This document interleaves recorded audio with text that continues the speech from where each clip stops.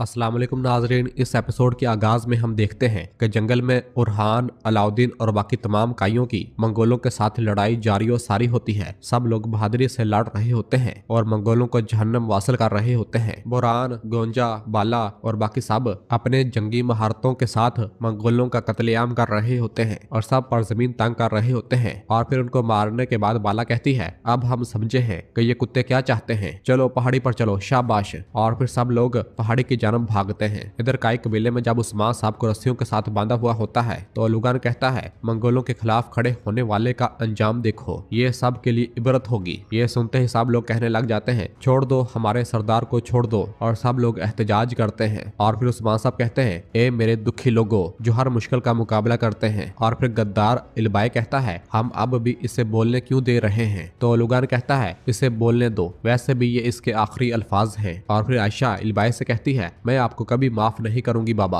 और फिर उस्मान साहब लोगों से मुखातिब होकर कहते हैं, अपने सर उठाओ, अपने सर उठाओ। तो सब लोग अपने सर उठाते हैं। उस्मान साहब कहते हैं, हम हमेशा खड़े रहेंगे, खवा ये हमारा खून बहा दे, चाहे ये हमारी लाशों को नोच डाले, ये कभी फतह हासिल नहीं कर पाएंगे। तुम कभी मेरे पीछे मत रोना, तुम लोग अपनी उम्मीद मत खोना। मैं मर भी जाऊं तो तब भी तुम सब हमेशा मेरी लाजवाल दावत की पैरवी और हिफाजत करोगे। और फिर कहते हैं, अब हमें इस हाल में डालने वालों को मालूम होना चाहिए कि मैं मर भी जाऊं, मेरे बाद आने वाले कभी भी कैद के आगे नहीं झुकेंगे। हक और आजादी से मोहब्बत करने वाले तुर्कों को कौन घुटने टिकवा सकता है। ये सुनकर सोफिया कहती है, तुम रास्ते के इख्ताम पर हो उस्मान। और फिर लुकास भी कहता है, यहाँ तक कि जब इसका इख्ताम करीब है वो अब भी तकब्बर कर रहा है। और फिर ओलुगान एक लंबी करवट लेता है और कहता है, मैं तुम्हारा दिल निकाल फेंकूंगा। और फिर इसके बाद एक तीर उठाता है और उसे अपने कमान में डालकर उसे खींचने लगता है। तो उस्मान साहब कलमा शहादत पढ़ते हैं, अशहदु अल्ला इलाहा इल्लल्लाह व अशहदु अन्ना मुहम्मदन अब्दुहु व रसूलुहु। मैं गवाही देता हूँ कि अल्लाह के सिवा कोई इबादत के लायक नहीं, और मैं गवाही देता हूँ कि मोहम्मद सल्लल्लाहु अलैहि वसल्लम इसके बंदे और रसूल हैं। और फिर इसके बाद कमानदार ओलुगान अपनी कमान से तीर खींचकर उस्मान साहब के दिल का निशाना लेता है, जबकि गद्दार इल्बाए उस्मान साहब की मौत का बेसब्री से इंतजार कर रहा होता है। आयशा भी ये देखकर बहुत गमजदा हो रही होती है। जबकि इस दौरान दूर पहाड़ी पर बाला, उरहान, अलाउद्दीन और बाकी सब पहुंच जाते हैं और कबीले की जानब देखते हैं। बाला ये सारा मंजर देखकर कहती है, ए मेरे अल्लाह, उस्मान की हिफाजत फरमा। और फिर ओलुगान अपनी कमान से जैसे ही तीर छोड़ता है तो वो सीधा उस्मान साहब की जानब बढ़ता है। इस दौरान एक ढाल तीर से टकरा जाती है और उस्मान साहब उस तीर से बच जाते हैं। ये देखते साथ ही तमाम मंगोल अपनी अपनी तलवारें निकाल लेते हैं। ये सब देखकर दूर खड़ी बाला, उरहान और अलाउद्दीन की सांस में सांस आता है और वो बहुत खुश होते हैं। ये मंजर देखकर ओलुगान गुस्से से कहता, कौन है जिसने ऐसा करने की हिम्मत की, कौन है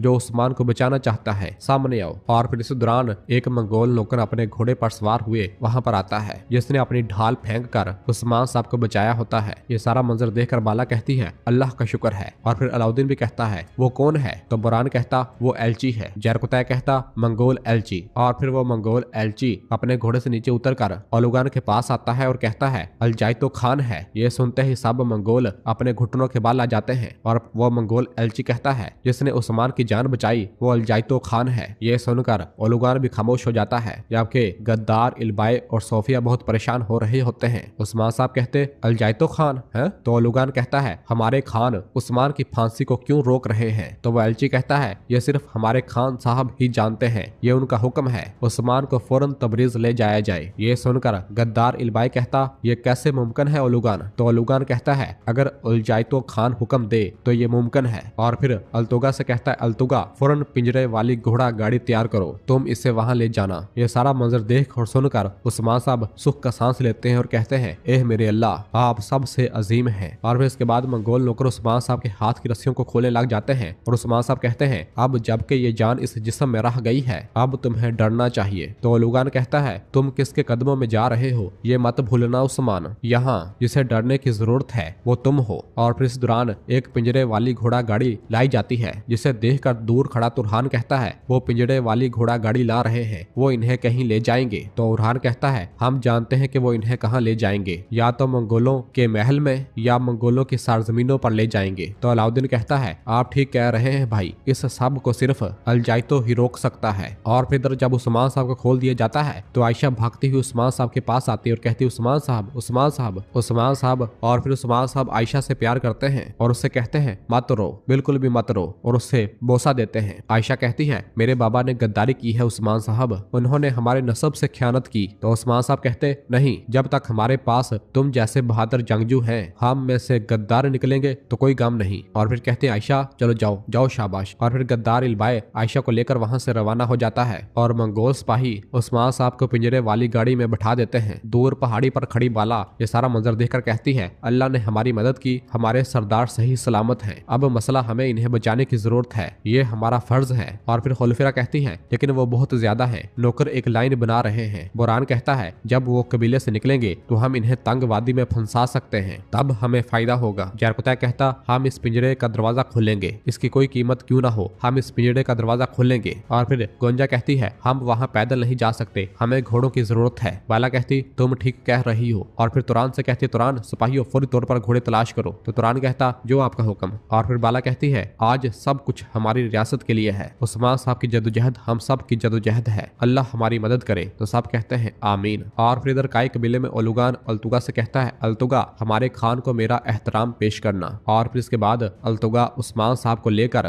कबीले से रवाना हो जाता है। और उस्मान साहब जब पीछे मुड़कर अपने लोगों को देखते हैं तो तमाम लोग एहतजाज कर रहे होते हैं और कहते हैं हमारे सरदार को छोड़ दो हमारे सरदार को, और सब रोते हैं। और फिर इसके बाद गद्दार इल्बाई ओलुगान के पास आता है और कहता है ख्वा अलजाइतो खान का हुक्म ही क्यों ना हो, उस्मान को जिंदा छोड़ना दुरुस्त नहीं कमांडर ओलुगान। तो ओलुगान कहता है जब तक वो सांस ले रहा है क्या तुम इसके साये से डरते हो। और फिर कहता है डरो मत, हम सिर्फ तुम्हें अपने साये पर हुकूमत कराएंगे। और फिर कमांडर लुकास कहता है इल्बाई ठीक कह रहा है ओलुगान, जब तुम्हारे पास मौका था उस्मान को मार देना चाहिए था। और फिर सोफिया कहती है बाला उरहान वो सब गायब हैं, वो कभी उस्मान का पीछा नहीं छोड़ेंगे। तो ओलुगान कहता है मैं भी यही चाहता हूँ खातून, वो उस्मान तक पहुँचने की कोशिश करेंगे, वो मेरे शिकार होंगे। और ये कहकर वहाँ से रवाना हो जाता है, जबकि सोफिया और लुकास भी दूसरी जानब रवाना हो जाते हैं। और फिर बेगम खातून जब यूसुफ के पास से गुजर रही होती है तो यूसुफ कहता है बहन तुमने क्या किया, तुम उस्मान साहब को कैसे धोखा दे सकती हो बहन। तो बेगम कहती है हम बात करेंगे भाई। और फिर मंगोलों से कहती है यूसुफ साहब को रिहा करो, वो इल्बाई साहब का साला है। ये सुनते ही मंगोल यूसुफ को रिहा कर देते हैं। यूसुफ कहता है ये तुम क्या कह रही हो बहन, क्या कह रही हो। और फिर सरोजा गुस्से से कहता पहले से ही ये जाहिर था कि आप ऐसा करोगी बेगम खातून, तुम गद्दार हो। जबकि बेगम सरदारी खेमे की जानब चली जाती है और मंगोल यूसुफ को रिहा कर देते हैं। और फिर इधर अल्तुगा जब उस्मान साहब को पिंजरे वाली गाड़ी में बंद करके काई कबीले से ले जा रहा होता है तो जाते हुए कहता है तुम मरे तो नहीं, लेकिन तबरेज में तुमको मैं इससे भी बदतर दर्द का मजा चखवाऊंगा उस्मान।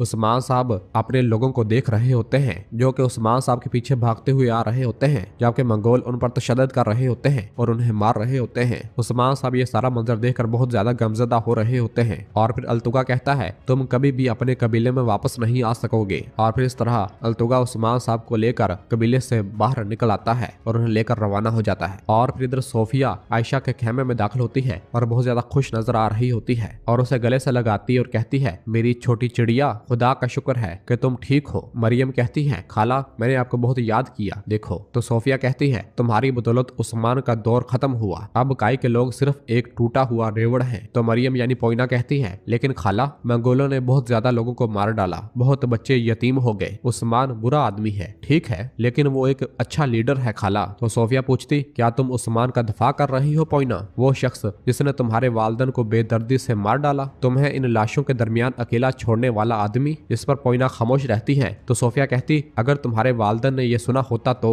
वो एक बार फिर गम से मर जाते, उस्मान उन पर तशद्दुद करके मौत के घाट उतार दिया। ये सुनकर पोइना रोने लग जाती है और कहती है मैं माफी चाहती हूँ खाला, वो मेरे साथ बहुत खलूस से रहे। तो सोफिया कहती उस्मान और बाला ने तुम्हारे साथ गर्म जोशी से खलूस किया है। तो पोइना हाँ में इशारा करती है। सोफिया कहती तुमने सोचा कि वो तुम्हारी परवाह करते हैं, ये उनका सबसे बड़ा हथियार है और तुम इनके जाली चेहरों से धोखा खा गई मेरी छोटी चिड़िया, उन्होंने कभी तुम्हारी परवाह नहीं की, उन्हें सिर्फ तरस आया। तो पोइना कहती जब मुझे जहर दिया गया उस्मान और बाला ने मेरा ख्याल रखा जैसे मैं इनका खानदान हूँ, उस्मान ने कहा कि वो मेरी हिफाजत करेगा खाला। ये सुनते ही सोफिया कहती यही है पोइना, यही है, उनकी बातें जहर आलूद हैं, उन्होंने तुमको इस हाल में डाल दिया, देखो अकेली बगैर किसी के एक बच्ची। और फिर पोइना सोफिया के गले लग जाती है और रोने लग जाती है।